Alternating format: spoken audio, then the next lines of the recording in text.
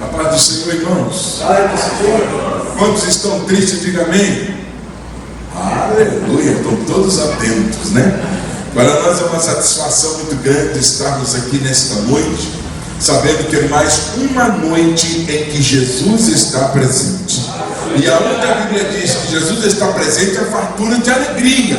Então você tem que mostrar um sorriso no rosto, você tem que estar alegre. Ah, pastor, por que estou alegre? Você não está no hospital, você não está enfermo, você está aqui glorificando a Deus, você conseguiu comer hoje. Quem sabe alguém comeu uma picanha hoje, né? E está feliz. Mas teve alguém que comeu uma carne moída e também continua feliz. Então, irmão, nesta noite é uma noite de alegria. Então você tem que alegrar-se. A Bíblia diz: alegrei-me quando me disseram, vamos à casa do Senhor. Então isto é um dever nosso, estar alegre. Olha para a pessoa que está no seu lado e diga assim: olha, que bom que você veio, você é uma bênção. Diga isso. Nós louvamos a Deus pela vida do pastor Luiz Antônio, pela vida de sua muito digna esposa, pastores desta igreja há 11 anos, né? É 11 mesmo? 11 anos. E Deus tem abençoado. Você está aqui porque Deus te trouxe a este lugar. E Deus está preparando você para as coisas grandes. Mas é necessário que você permita que Deus fale com você. Eu estou aqui com uma palavra que, quem sabe, para alguns não é tão agradável, alguns podem dizer, mas que nós temos que trazer para saber de onde saímos e agora quem somos. Diga assim: eu saí do mundo. Diga: eu sou de Cristo. Agora, quem eu era?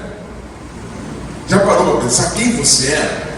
Nós estamos numa época que temos que parar para pensar quem éramos. Todas as vezes nós olhamos as pessoas que são, mas nunca analisamos quem éramos e hoje quem somos. E eu tenho um texto muito claro, objetivo. Quem sabe você já ouviu 10, 15, 20 vezes, mas eu creio que Deus está nos direcionando esta noite. É o culto do resgate. Então vamos dar o testemunho de quem somos. Capítulo 2, versículo 8 de Efésios. Só o versículo 8 diz assim: porque pela graça sois salvos por meio da... Isso não vem de... é dom de Deus. Vamos lá. Pela graça sois por meio da... Isso não vem de... é dom de Deus. Agora, não vem das obras para que ninguém se glorie. Feche seus olhos por um minuto, sentados mesmo. Pai, em nome de Jesus, tudo que possa ser impedimento, Senhor, para os teus filhos não ouvirem e não entenderem a tua palavra nesta noite, seja hoje, Senhor, tirado, arrancado e lançado fora. Que as mentes não estejam bloqueadas. Desbloqueie as mentes para que a tua palavra possa entrar e trazer entendimento aos servos do Senhor, em nome de Jesus. Amém.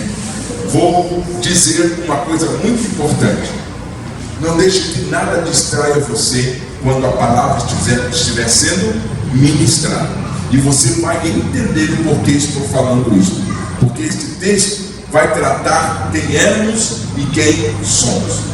Quando você lê o livro de Éfeso, ele foi escrito, é uma das cartas que rodou na época que Paulo escreveu, depois de sua terceira viagem missionária. Quando ele ficou nesta cidade 3 anos. Paulo ficou na cidade de Éfeso 3 anos. Foi o lugar que ele mais ficou. Ele pôs ali a sua base, né, naquela Ásia Menor. Ele pôs ali a sua base. E através daquela base, na terceira viagem missionária, ele começou a evangelizar as pessoas. Aos Colossenses, né, que também ele escreve carta aos Colossenses parecido com a carta de Éfeso. Ele começa a analisar a vida cristã daquele povo. Ou seja, depois que eles têm o conhecimento de Jesus, depois que eles entendem o propósito do Senhor, nós temos que ver que ali era uma cidade de guerra, era onde estava a deusa Diana, e por ter a deusa Diana ali como base, havia um impedimento muito grande para a pregação do Evangelho. O primeiro problema que nós enfrentamos para entender o que Deus tem nas nossas vidas é quando a religiosidade, é quando existe religiosidade na cidade, a adoração a deuses e a pessoas que já morreram. Isto isto aí impede a manifestação da presença de Deus. Mas aqui em Éfeso, Paulo, quando chega nela pregando o Evangelho, havia um número de pessoas que também vinham atrás dele dizendo: é mentira, o que ele está falando não é verdade. Até que ele consegue ganhar uma pessoa na cidade de Éfeso, e esta pessoa começa a ser discipulada e também a trazer outras pessoas. É muito importante que quando o Evangelho está sendo pregado e você é transformado pelo poder de Deus, trazer outras pessoas à igreja para que possa não só ver a tua transformação, mas receber Cristo como Senhor e Salvador de sua vida, de sua alma. E o texto diz que naquela época Paulo, depois de 3 anos, ele escreve uma carta, e quando ele escreve a carta aos Efésios, ele começa a enaltecer o Senhor Jesus. Bendito Deus e Pai de nosso Senhor Jesus Cristo, o qual nos abençoou com todas as bênçãos espirituais nos lugares celestiais em Cristo. Está no capítulo 1, versículo 3 de Éfeso. Ele está dizendo, de Efésios, ele está dizendo o seguinte: que nós temos que glorificar a Deus, porque Ele é bendito por ter enviado Jesus para transformar as nossas vidas, morrer em nosso lugar. Como é um culto de resgate, eu procurarei levar as pessoas a pensarem a importância de mudar diante de Deus. E o texto diz que quando ele diz bendito, ele também, como também nos elegeu nele antes da fundação do mundo, para que fôssemos santos e irrepreensíveis diante dele em amor. Então, para que nós estamos aqui? Para amar o próximo como a nós mesmos, para interceder pelas pessoas para a salvação, para preocupar-se com as necessidades daqueles que estão longe de Cristo. Fato é que quando ele manda a carta aos Efésios, aonde agora está Timóteo pastoreando, ou seja, na época, logo depois que ele sai e vai à prisão, ele escreve. E a primeira coisa que ele diz aos irmãos em Éfeso, que está bem claro, é bendizer ao Senhor, engrandecer ao Senhor, que Ele tornou abundante para conosco em toda sabedoria, em prudência e etc. Mas no capítulo 2, ele começa a dizer o seguinte: nós estávamos aonde? Mortos em nossos delitos e pecados, e Ele nos vivificou. É importante que você pense: eu estou vivo hoje porque Jesus morreu no meu lugar. Quando Jesus morreu em meu lugar, Ele me deu o direito legal de estar vivo. Por isso que a Bíblia diz: nós estávamos mortos em nossos delitos e pecados, e Cristo, com o seu sacrifício e ressurreição, nos deu o direito legal de ser não só feitos filhos de Deus, mas que também houvesse uma transformação em nós, e que nós pudéssemos deixar o pecado e ter uma nova vida. Então, as pessoas que olham para você e lembram do seu passado, é porque você tem um presente melhor. Tem gente que quando olha para você e diz assim: rapaz, como você mudou? Ô irmão, como você mudou? Me diga o segredo. Aí você diz: o segredo é ter Jesus como o Senhor das nossas vidas. Quando você diz isto, você está dizendo: eu não estou morto mais nos meus delitos e pecados, porque Jesus já morreu no meu lugar, e hoje eu tenho liberdade de viver em Cristo Jesus. Segundo lugar, vamos lá. Enquanto no novo tempo andávamos segundo o curso do mundo. O que é o curso do mundo aqui? Quando eu estou morto nos meus delitos e pecados, as minhas práticas não são agradáveis nem para mim mesmo.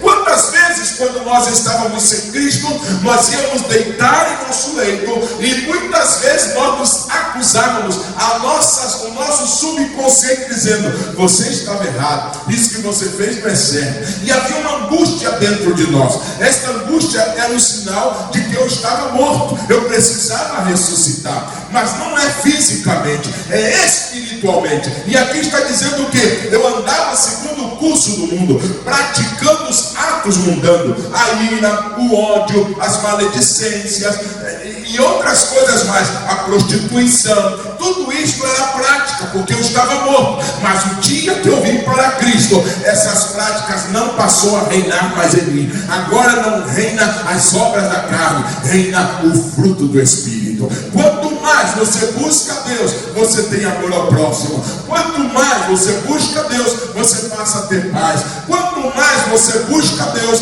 você tem um coração bondadoso. Você está preocupando com o próximo. Só os vivos consegue preocupar-se com o próximo.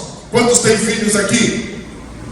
Se o seu filho ficar um dia fora de casa e de repente ele não ligou para você, você começa a dizer: onde está meu filho? A primeira coisa que você faz é perguntar ao seu filho, quem sabe mandando uma mensagem: meu filho, onde está? Se você não tiver resposta, você começa a ficar angustiado, você começa a preocupar-se com o seu filho, com a distância que ele está. É como um homem que perdeu a sua ovelha e não sabia, ficou sem a ovelhinha. Não, ele começou a buscar até encontrar. Jesus, quando ele veio para nos dá o direito legal de escapar do poder do mundo e estar no poder de Deus, de deixar as práticas mundanas e andar na presença de Deus. Ele nos achou. Quando você acha o seu filho, o que você faz? Aleluia, encontrei o meu filho, ele me mandou uma mensagem. Às vezes as mães são mais preocupadas, elas ligam mais, elas chamam mais. Nós homens falamos assim: tá tudo bem, notícia ruim chega rápido, a notícia boa dificilmente chega rápido, mas notícia ruim chega. Essa é a expressão nossa, mas nós não podemos andar com esta expressão. A nossa expressão é: Deus socorre aqueles que estão em deficiência, em problemas espirituais. Senhor, eu não tenho que simplesmente orar que um dia ele vem, eu tenho que fazer alguma coisa para que ele deixe o mundo e venha para Cristo. Você não pode ficar calado. Conte o que Jesus fez na tua vida para que muitos possam vir a Cristo. Amém? Outra coisa importante, ele diz assim: segundo o príncipe da potestade do ar, que hoje é o espírito que opera nos filhos da desobediência. Isso aqui é mais sério. Tem gente que diz: eu estou em Cristo, aí eu participo da igreja, mas muitas vezes o príncipe da potestade do ar está lutando para te tirar do propósito de Deus.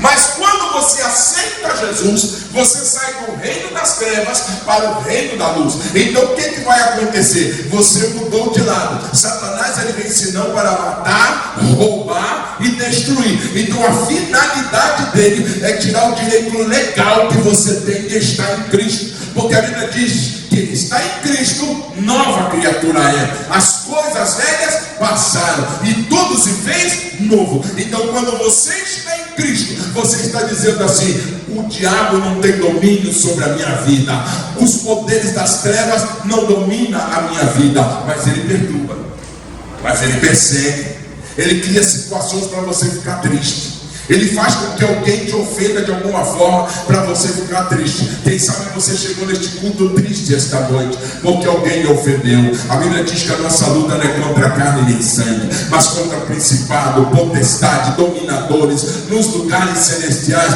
Nós sabemos que estamos assentados. Então há uma batalha diária contra a nossa vida para com Deus. Escute bem, quando uma pessoa conhece um lugar bom e ele sabe que o lugar é bom e ele foi expulso deste lugar, ele vai fazer que todo mundo não volte àquele lugar. Ele vai fazer com que as pessoas não vá até aquele lugar, porque ele quer que aquele lugar não seja visitado, não tenha uma assiduidade lá naquele local. Satanás é desse jeito. Satanás, ele fez o seguinte: ele foi expulso do céu. Ele era filho da desobediência agora. Ele desrespeitou a autoridade de Deus. Ele disse lá em Isaías que ele procurou o lugar mais alto. Ele foi para sentar do lado de Deus. E a Bíblia diz que Deus envia Miguel, que luta contra ele e derruba ele do céu na terra com o poder do Senhor. E a prisão dele hoje é na terra. Por isso que a Bíblia diz que o mundo jaz no maligno. E pela prisão ser na terra, nós sabemos que não somos deste mundo. E por não sermos deste mundo, ele quer fazer de tudo para que nós possamos ir para o lago de fogo junto com ele. Existe inferno e existe lago de fogo. Inferno, irmãos, é um lugar de tormento. Lago de fogo é tormento eterno. Lá é prantos e ranger de dentes. Então só vão para lá os filhos da desobediência. Só vão para lá aqueles que não aceitam Jesus como Salvador. Só vão para lá aqueles que não têm prática de leitura da palavra, não têm prática de oração, não têm prática de busca do Espírito Santo. A irmã cantou um hino de fogo aqui, chamou-nos para ficar de pé, e nós achamos que não foi natural. Não, se você entender, é fogo, você precisa de fogo, e fogo é que faz com que o diabo afugente-se. É a autoridade de Deus que faz com que o inimigo fique longe. Você está numa guerra, meu irmão, e não tem que continuar com práticas que destroem a sua sua vida. Você tem que entregar tudo nas mãos de Deus e dizer: Jesus, eu estou aqui, usa-me como tu queres. Oh, aleluia. E a Bíblia diz que opera no filho da desobediência. Por isso que o inimigo não quer que você vá para o céu. Por isso que o inimigo quer que você continue no pecado. Por isso que o inimigo quer que você continue na prática da carne. Mas aqui está dizendo o seguinte: entre os quais também antes andávamos segundo os desejos da nossa carne, fazendo a vontade da carne e dos pensamentos. Isso aqui é muito sério. Tem muita gente, irmãos, que estão dizendo: eu estou indo para o céu, mas os seus pensamentos, suas ações e suas práticas não são cristãs, não são de seguidores de Cristo. Aí tem gente que fala assim: não, eu vou deixar o evangelho, eu vou deixar de ser crente, porque crente tem muita luta.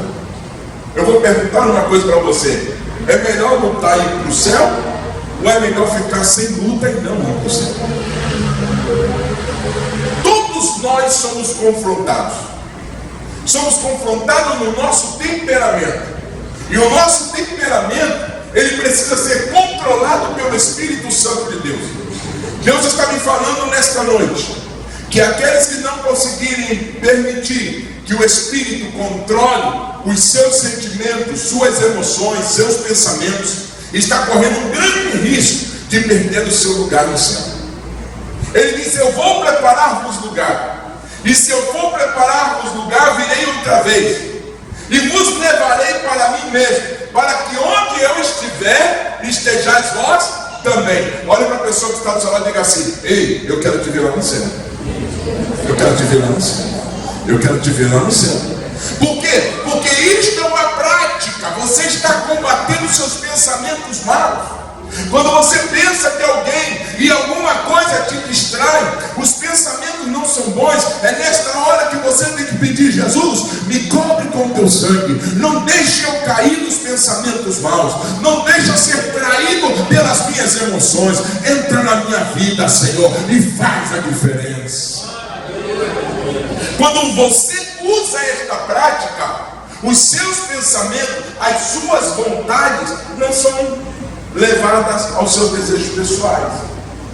Paulo, quando diz assim: estou crucificado com Cristo, está em Gálatas capítulo 2, versículo 20. Estou crucificado com Cristo. Não é que ele estava morto fisicamente, mas espiritualmente ele diz assim: eu estou passando situações de tanta dificuldade que é como se eu estivesse na cruz com Cristo.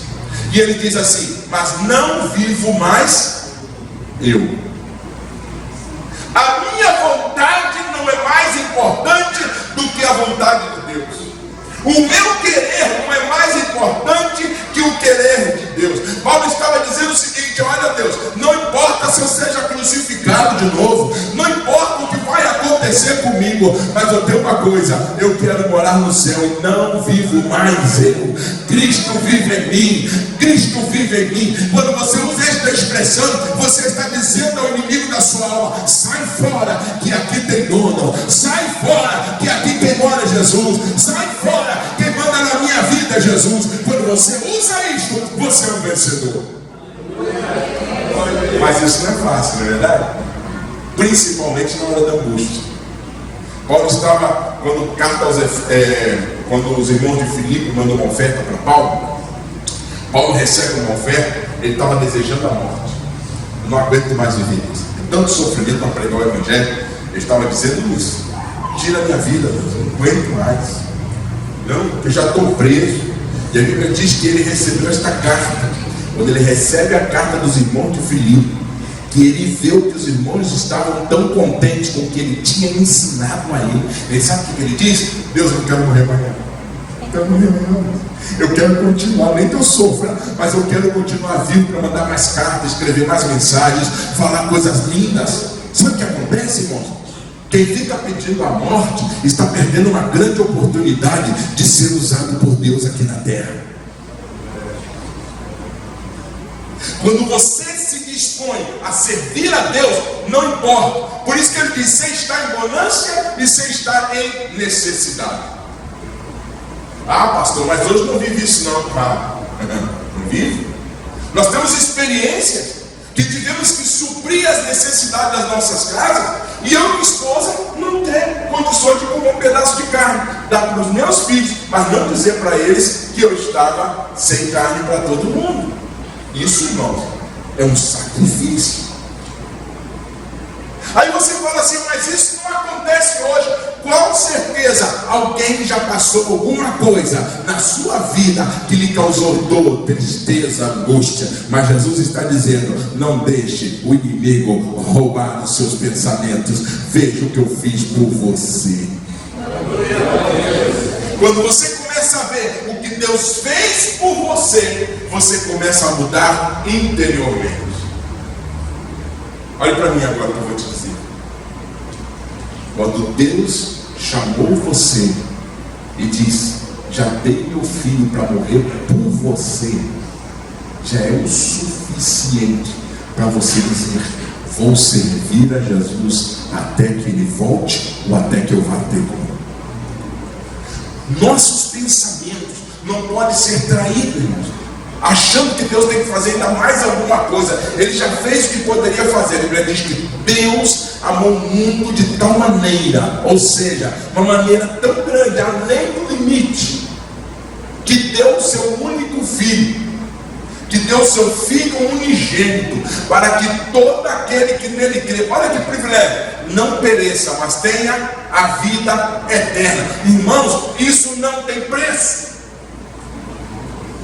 Ele já pagou o preço por você. Então o que você passa hoje, os teus pensamentos não podem traí-lo. Por quê? Porque a Bíblia diz no versículo 6, olha só, e nos ressuscitou juntamente com ele, fez-nos com ele e nos fez assentar nos lugares celestiais. Olha aqui que ele está dizendo, nos lugares celestiais em Cristo Jesus, porque você foi salvo, você não vive mais neste mundo, você está acima das coisas deste mundo. Pode as coisas acontecer como estão acontecendo aí, você tem que saber, está caminhando para ir morar no céu, e aqueles que estão caminhando para ir morar no céu, a sua mente tem que ser diferente.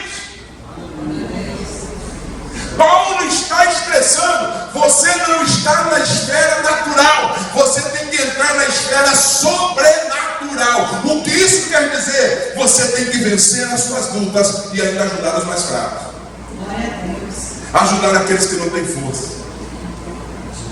Não é para ele que você conta os seus problemas, é para Jesus. Para ele você fala o que Jesus fez por mim. Antigamente nós éramos crianças que cantávamos assim, nunca esquecerei, nunca esquecerei, nunca esquecerei, eu nunca esquecerei o que Deus fez por mim. O quê? Livrou-me da morte do mundo e do mal, nunca esquecerei. Olha que coisa linda. Livrou-me da morte do mundo e do mal. Sabe o que está dizendo aqui? Morte física não, é morte espiritual. Ele nos trouxe, nos deu nos deu vida, vos vivificou. O texto diz assim, e vos vivificou. Você estava morto nos seus delitos e pecados, mas ele te trouxe vida. Olha para a pessoa que está falando aqui assim, você hoje está no culto porque ele te trouxe vida. Ele morreu por você. Ele te trouxe vida, ele morreu por você. Quanto mais você expressa que Jesus trouxe vida, mais vida você tem. Tem gente que diz assim, eu só vou conseguir ter vida quando tiver dinheiro. Eu trabalhava no prédio da Petrobras, tinha um comandante chamado comandante Freitas. Ele falava assim, eu era garçom lá, eu era garçom da diretoria. E ele me convidava para ir levar água para ele. Ele me chamava, por favor, pode trazer um copo d'água para mim? Eu levava aquele copo d'água que ele pedia. Todo dia no horário do almoço. Ele tinha 43 comprimidos em cima da mesa. Ele disse assim, este aqui é o meu almoço. Ele não podia comer um bife. Ele não podia comer uma carne. Ele não podia comer me ajuda aí, não podia comer uma coxinha. Como é que é? Uma lasanha. Ele não podia comer nada disso. Você pode comer lasanha, costela, carne moída. Você pode comer carne de porco. Você pode comer carne de galinha, de frango, né? Você pode comer, porque galinha não é frango é outra, né? E caldo é outra. Não comer caldo não é mole não, viu? ou carnezinha dura, mas feito na panela de pressão e dá uma melhorada. Mas você pode comer. Deus te dá um privilégio. O que eu quero dizer com isso? Tudo que você faz tem que fazer para agradar a Deus. Você não é deste mundo. Você está no mundo espiritual. Nada pode te tirar do propósito de Deus. Irmãos, nós precisamos agradecer a Deus todos os dias pelo que Ele fez por nós. Nós precisamos abrir o nosso coração e dizer: Deus, eu só estou aqui porque uma hora da minha vida o Senhor mudou a minha história.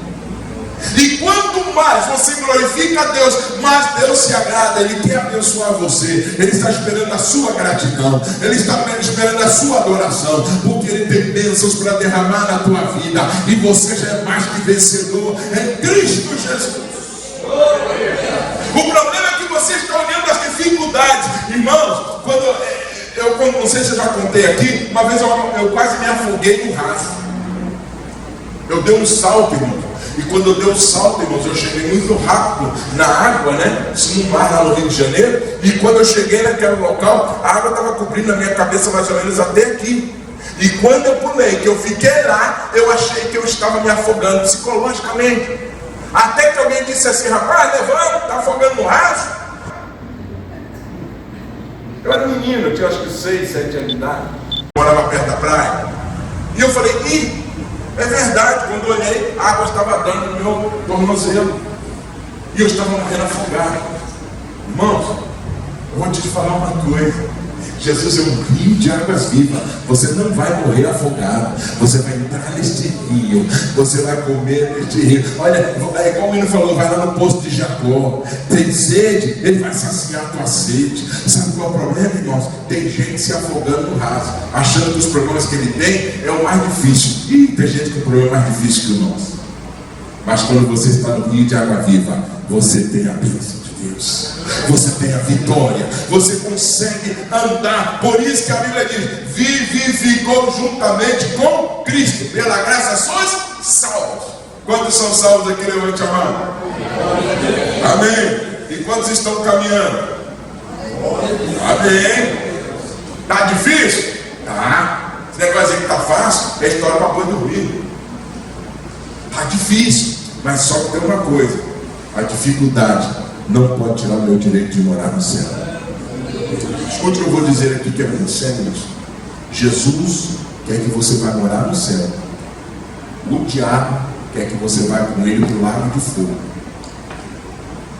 Então ele vai fazer de tudo para você ser uma má pessoa, para você não respeitar a autoridade, não respeitar pai e mãe, não respeitar a vida, não respeitar o patrão, não respeitar ninguém, não respeitar os pastores. Ele vai lutar para que você saia do propósito dele. Mas você vai dizer: não, a Bíblia diz que eu tenho que ser obediente. Obedecer é melhor do que sacrificar. Sabe o que ele está dizendo? Se Deus mandou você fazer, faça. Mesmo que você pense que é bom trazer para Deus. Não, o que é bom trazer para Deus é a sua obediência e submissão diante dele. E dizer: Senhor, eu sou teu filho, tu me salvaste. Senhor, tu me compraste com sangue. Quando você começa a expressar desta forma, aí você vai ver a verdade mais poderosa que existe. Pela graça sois. Então graça é favor imerecido. Nós não tínhamos direito. Nosso direito legal tinha acabado. Uma vez eu cantei um hino. Eu ouvi o pastor Samuel Bezerra cantando. Eu não estou com vontade de cantar um hino outro, lembrando uns hinos antigos, né? Diz assim: ó: eu sou sócio de Deus, eu sou muito feliz. Nesta sociedade Deus me aceitou, Ele me quis. Eu entrei com a fé que Ele mesmo me deu. Nesta sociedade de felicidade, quem lucra sou eu. Nesta sociedade de felicidade, quem lucra sou eu. O meu sócio deu tudo e eu quase nada. Ele deu sua vida e eu minha alma angustiada. Ele me deu consolo do Espírito Santo. O meu sócio foi morto, mas ressuscitou e enxugou o meu pranto. Vocês estão observando? Meu sócio deu tudo e eu quase nada. Sabe o que eu dei para ele? minha vida e minha alma angustiada. Já pararam para pensar nisso? E hoje você tem alegria, né? Hoje você sente falta. Eu fiquei preocupado com o irmão Tomás e perguntava, já está na igreja? Mesmo longe, o irmão Tomás já está na igreja, né? Aí eu falei, não, já está vindo aos cultos. Eu falei, glória a Deus. Por quê, irmão? Eu tenho o prazer de ver os irmãos da igreja. Eu quero te perguntar, você tem prazer de ver as pessoas que estão na igreja? Sim. E aqueles que faltaram? Você já pelo menos uma ligadinha para ele e falar assim, fulano, eu senti tua falta hoje. O culto foi tão bom. Ontem foi maravilhoso. Irmãos, todo culto tem que ser bom. Sim ou não? Agora quem faz o culto? O culto só é bom se você fizer o culto. Adorar a Deus, glorificar o nome dele, exaltar o nome dele, porque ele te deu de graça o que você não podia pagar. Por isso que a Bíblia diz que Jesus disse, tetelestai, está consumado. Por quê? Porque nós tínhamos uma dívida impagável. Antigamente quem tinha uma dívida impagável, diz a história que tinha um muro. Todos que tinham uma dívida que não tinha pago, ficava a história naquele muro. Fulano de tal, comprou, não pagou, está me devendo. Escrevia naquele muro o nome de quem devia. E todo dia que passava ali, alguém olhava para ele, rapaz, tu está devendo, tu está devendo. Jesus veio, irmãos, e pagou a dívida que nós não podíamos pagar. É quando alguém vem resgatar você daquela dívida. Ele fala, quanto Gelson está devendo? Ele deve 1 milhão. Então vou pagar a dívida dele, porque eu quero ver ele livre. Ele não tem 1 milhão para pagar, mas eu vou pagar para ele. Jesus, irmãos, pagou a dívida que você não podia pagar. E hoje você é livre, porque Jesus morreu por você. Morreu no seu lugar. Então é de graça o que você recebeu. O que temos que fazer quando recebemos de graça? De graça dai. Sabe o que significa isso? Anuncie alguém que Jesus é bom, que Jesus é maravilhoso. Dá de graça a eles o que você recebeu de graça. Anuncie alguém que Jesus te ama e ama ele também. Olha, Jesus me amou, lembra? Eu era um papudinho, eu tomava umas caninhas aqui, mas hoje Jesus transformou minha vida. Você voltar naquele lugar e dizer assim, Jesus transformou a minha vida, é dizer assim, olha, eu não quero mais esse estilo de vida e quero que você também venha viver o estilo de vida que eu estou vivendo. Então, pela graça sois salvos, por meio da fé. Quantos creem em Jesus aqui? Levante a mão. E quem deu a fé a nós? Quem nos deu a fé? Jesus. Deus. Se você começar a entender isso, a fé que você tem, Deus deu, para que você pudesse crer nele para ter a vida eterna. Só que você tem que fazer isso todos os dias. Quando eu levanto de manhã, eu falo, obrigado, Jesus, porque eu estou de pé, que eu possa ser um canal de bênção a outros também. Às vezes levanto de manhã com um monte de problemas para resolver, mas meu primeiro e grande amor é o meu Cristo. Quando você começa a dizer, Jesus, eu te amo, Jesus, Deus é o Senhor da minha vida, Jesus, é tu que fazes tudo, eu só estou aqui porque tu o fizeste. Sabe o que vai acontecer com você? Você vai ser abençoado pelo Senhor. Você não vai ficar parado o tempo todo sem ouvir a voz de Deus. Ontem nós estávamos no jantar aqui, foi bênção, foi maravilhoso. Fomos para a nossa casa, mas hoje estamos aqui novamente para agradecer a Deus, adorar a Deus, dizer o quanto Ele é bom, porque a fé que nós temos foi Ele que nos deu. Fé para a salvação. E eu tenho que ser fiel a Ele. Quanto mais eu sou fiel a Deus, mais Deus manifesta a sua presença. Amém? Aí diz, e isso não vem de vós, é uma dádiva de Deus. Deus te deu. Você é livre. Deus tem um plano na tua vida. Deus quer que você seja feliz. Deus quer que você não viva chorando pelos cantos. Ele quer que você tenha alegria. Irmãos, eu fico olhando o povo que estava escravo no Egito. Eles oraram para Deus trazer a bênção sobre eles. E tanto é que as pragas chegavam ao Egito, mas não chegavam à casa deles, porque Deus era com eles. Sabe o que Deus está dizendo? Não importa as pragas que estão surgindo aí, Deus é contigo. Deus vai continuar te ajudando. Deus vai continuar te protegendo. Deus está te preparando. Ah, pastor, e o que vai acontecer? Ah, pastor, o que é isso? Irmão, não estou preocupado com o que vai acontecer. Estou preocupado que Jesus está voltando e eu tenho que estar pronto para subir com Jesus. A pergunta que eu faço para você é: você entregou o teu caminho ao Senhor? Você confiou a Ele o teu caminho? Você permite que Ele te dirija nos melhores lugares? Te leve a comer o melhor que você possa imaginar? Uma vez, irmãos, eu estava em casa, conta essa experiência aqui, e eu falei: Jesus, a luta está grande, mas Jesus, tu estás conosco. E tivemos o desejo de comer uma picanha. Picanha é caro, ali pelo menos 73 contos, uma picanha nova. E outra coisa, ainda vem com um pedaço de colchão duro, né? Os caras vai comprar picanha, pensa que está certinho, que a média era 900, aí chega até, tem gente que chega até 1.200. Até agora são de picanha de 700 a 900. Né? Mas tudo bem.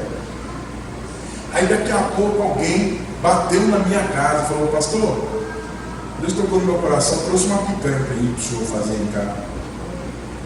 Eu disse: pois é, falei hoje que eu estava com vontade de comer uma picanha. Coisa simples, né? Eu estou contando uma coisa simples. Deus quer agradar você. Deus quer que você viva o melhor. Deus quer que você seja feliz. Mas a pergunta que eu te faço é: você já permitiu Ele te dar vida e vida com abundância?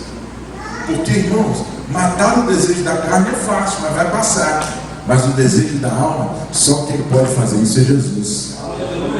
Por isso que a Bíblia diz: entrega o teu caminho ao Senhor, confia nele e o mais Ele fará.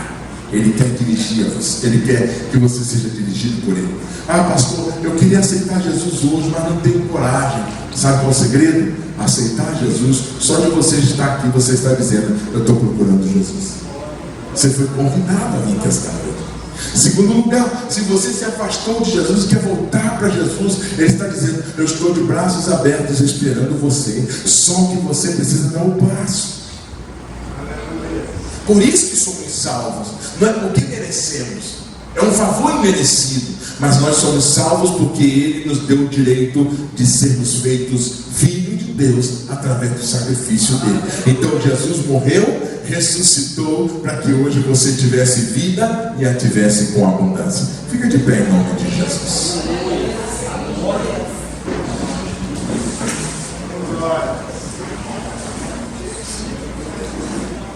Existe alguém aqui que quer que nós oremos, que quer dar um novo passo, aceitar Jesus como Senhor e Salvador, quer voltar, ter um novo plano com Deus? Existe alguém aqui? Não se calma sua mão que eu vou orar por você. Existe alguém? Ah, eu quero aceitar Jesus, pastor, eu quero entregar meu caminho ao Senhor, eu quero que Ele dirija os meus passos. Trem está feio, coisa está difícil, mas se Jesus entrar, irmão, fica fácil. Tem alguém que quer Jesus? Permitir que Ele te alcance?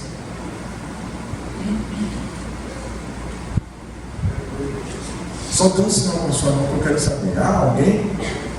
Aproveite agora. Jesus está de braços abertos esperando você. E se você entregar o teu caminho ao Senhor e confiar nele, Ele vai cuidar de você. Alguém? Não tem problema. Mas agora vamos orar. Põe a mão no seu coração, por favor. Diga assim comigo: Senhor Jesus, eu sei que não está fácil, mas tu morreste em meu lugar. E eu quero experimentar o melhor de ti. Eu fui resgatado por ti. E eu sou feliz, porque o Senhor dirige os meus passos, a minha vida, o meu coração, as certas emoções. Eu peço que tu venhas controlar, que os pensamentos negativos não prevaleçam em minha vida, porque quando eu penso que estamos fracos, que estou fraco, é aí que estou forte. Senhor, fortalece e ajuda a vencer todas as dificuldades. Em nome de Jesus. Amém. Agora, antes de eu passar novamente o microfone ao pastor, eu quero que você olhe para a pessoa que está do seu lado e diga assim: não vamos permitir que o inimigo roube o nosso direito de ir morar no céu. Fala isso. Não vamos permitir que o inimigo venha roubar o nosso direito de morar no céu. Nós não somos deste mundo, nós somos do céu. Que Deus nos abençoe no nome de Jesus. Amém.